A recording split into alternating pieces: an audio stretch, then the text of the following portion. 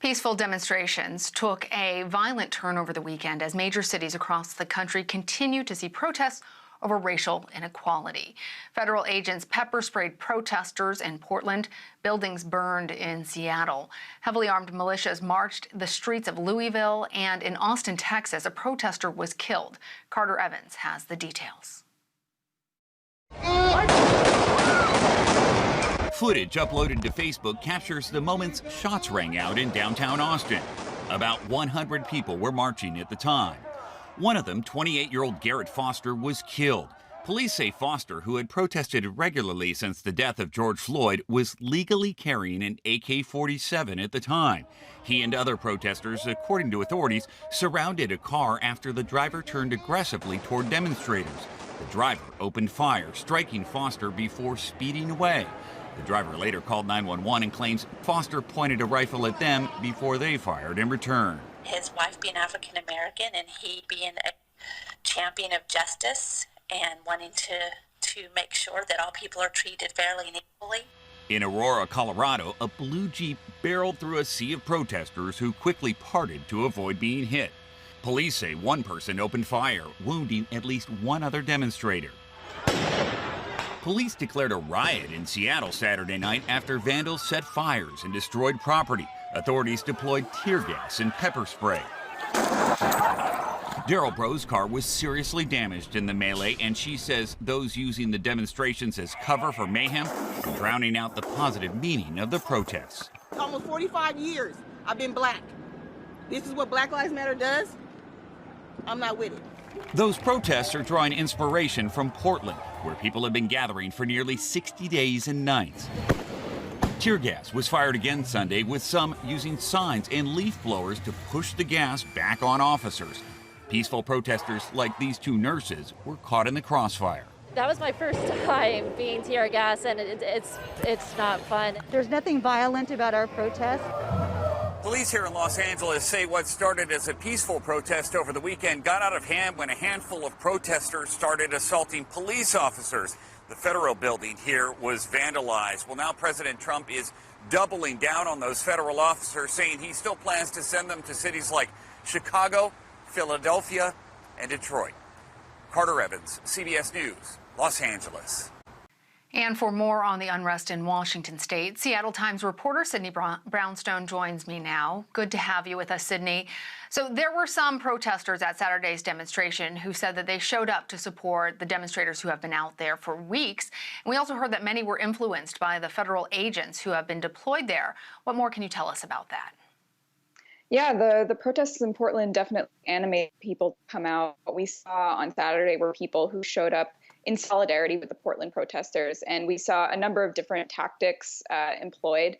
But the demonstration on Saturday was convened and promoted by the same group that's emerged as leaders at the Portland protests, the Youth Liberation Front. And I think we should also add that experts have said that premature or indiscriminate use of force often accomplishes the opposite of de-escalating confrontations with protesters. So it's not unexpected that what we see in Portland would inspire people to come out and be motivated to come out in Seattle. Well, in Portland, the mayor participated in protests and was hit with tear gas by federal agents. What is the mayor of Seattle's position on these protests? And do you think, and how much do you think it is helping to further the Black Lives Matter moment? Well, ahead of the weekend, there was intense speculation and anxiety about the presence of federal agents here in Seattle. Our mayor, Jenny Durkan, former U.S. attorney, was saying that she was worried that a small group of people was bent on disrupting the protests and that the presence of federal officers would only serve to escalate violence. She said that the Trump administration was deliberately targeting Democratic cities, and she urged people to be peaceful ahead of time.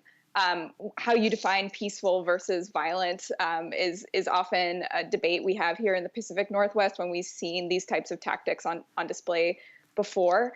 But I think we'll hear more from the mayor and the city council and the King County executive in coming days.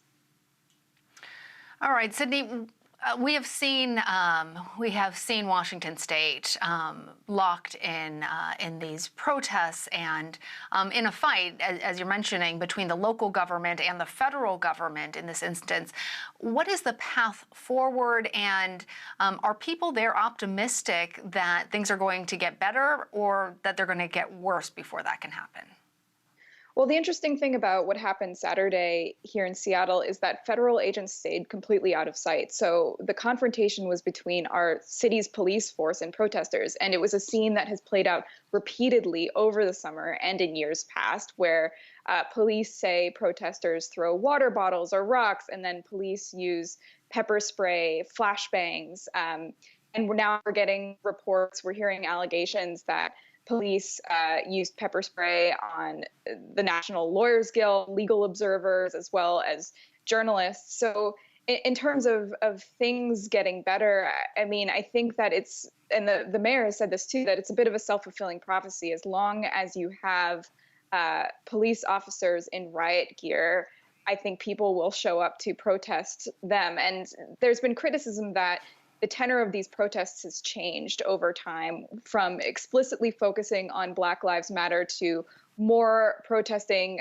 the presence of the state here in Seattle, obviously federal officers in Portland, and in solidarity with the Portland protests. And the group that's organized the protests in Portland, their Seattle chapter, has acknowledged that they are majority non-BIPOC, so we can assume majority white. So there's some tension between whether they are coordinating with Black leaders who have organized previous protests, or whether they're really striking out on their own. I think one other important thing to emphasize is that tactics like this, like black bloc, anonymity, property destruction, has a long history in the Pacific Northwest that we might not see on display in other parts of the country. Going back to the World Trade Organization protests, it's actually something that for a while in Seattle we saw once every year on May Day. There was a small group of people who would come out in black, and some see property destruction, some forms of property destruction, as a valid form of resistance. So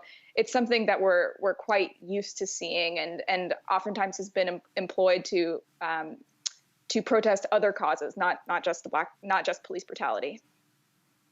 All right, Sydney Brownstone, thank you for joining us. Thanks.